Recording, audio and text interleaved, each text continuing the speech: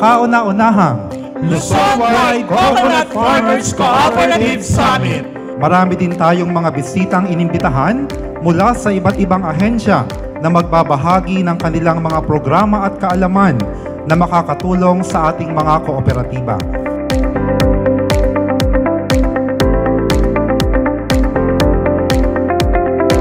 Nagagalak talaga at natutuwa ako sa attendance ninyo ngayon, lalong-lalo na sa region ng Region 5 at saka itong Region 2. Kasi itong Region 5, ang tindi ng dulot ng nung bagyong Christine. Ito namang Region 2, may Marce na, may Nika pa. I am very happy to see you well and attending this summit. You deserve it.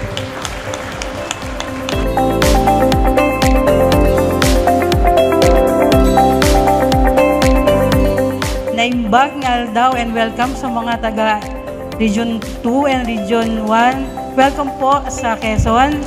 Sa mga kababayan po namin sa Mimaropa, ang dami niyo po. Salamat po sa pagdating. Sa mga taga-region, sa Albay, alam ko galing tayo sa isang hagupit ng isang disaster, sa Typhoon Christine, na pare-pareho po tayong naapektuhan. At natutuwa po ako, nandito din kayo ngayon. Welcome po. Siyempre po, yung mga taga-Calabarzon sa Bulwagan po ito, welcome.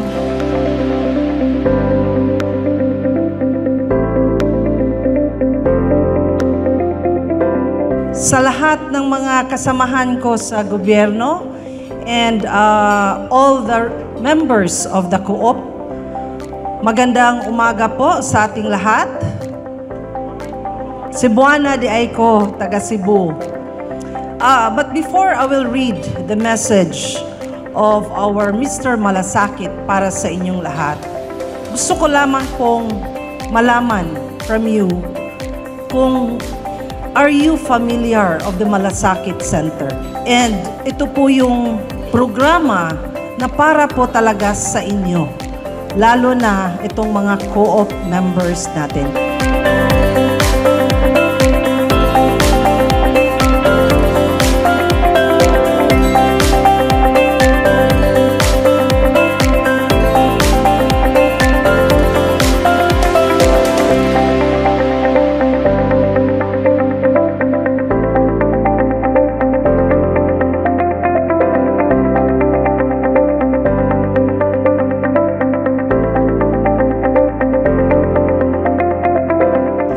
Umaga po sa inyong lahat at kagaya po ni Doktora Mariano, kami pong dalawa ni Yusek and Cabo ay hindi rin nakatulog kagabi dahil sa pag-iisip namin kung ano pa ang maibibigay naming maganda para sa inyong lahat.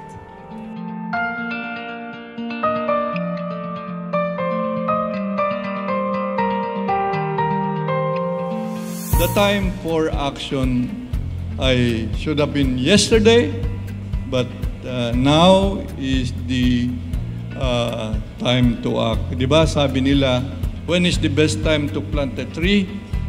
20 years ago, 30 years ago. But you are still living on this planet Earth.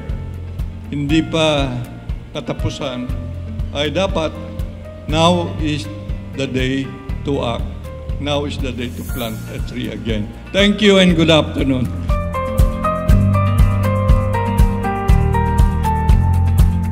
Iangat natin ang buhay ng ating mga coco farmers na hanggang ngayon ay isa pa rin sa pinakamahirap sa ating lipunan.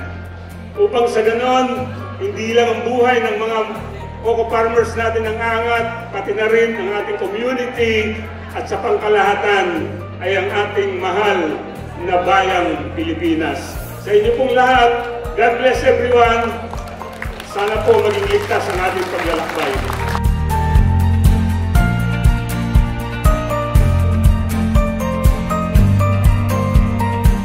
It is not all about quantity. It is about quality because we are there to uplift the lives of our fellow members of the cooperatives. We are there to support them and they are there to support us or you. Ganun ang buhay ng kooperatiba. Nagtutulungan, may bayanihan, may malasakit, may puso.